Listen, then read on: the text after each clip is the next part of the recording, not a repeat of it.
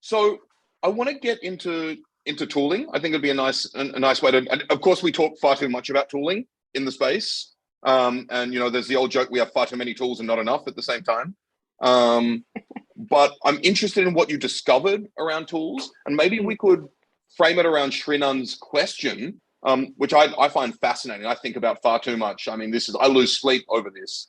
There are a lot of tools present for these problems being mentioned: versioning, experiment tracking, etc. Do ML practitioners truly try to evaluate, learn, and adopt these tools?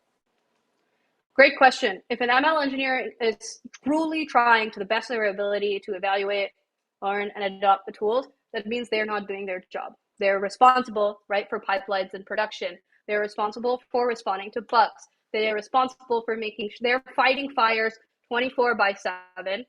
And this tooling industry is not something, if they don't know 100% that this tool will help them fight fires, it is an absolute waste of time to try this tool, especially because there's a lot of tools out there. And I think that a lot of people think like, oh, ML engineers are lazy. They don't even want to try my tool. It's like, no, I'm not confident that your tool will 10x my velocity, validation processes, or ability to manage versions.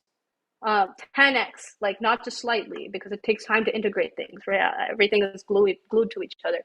At least that's how I reason about tools as a tool builder and ML engineer. I've been on both sides. So yeah, as an engineer, could I definitely spend more time using tools? Yes. Will I not get promoted? For sure.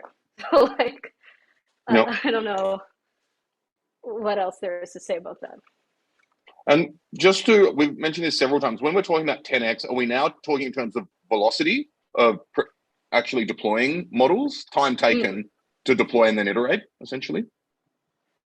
Yeah, that's one of them, right? Like if the tool really increases my experimentation velocity, awesome. Like a lot of people, that's a time sink. Yep. If the tool makes sure that I never train a model on data that's corrupt because of engineering bugs, that's amazing. Like so much of my time is wasted as a practitioner, like figuring out what engineering bug caused my ML model regression.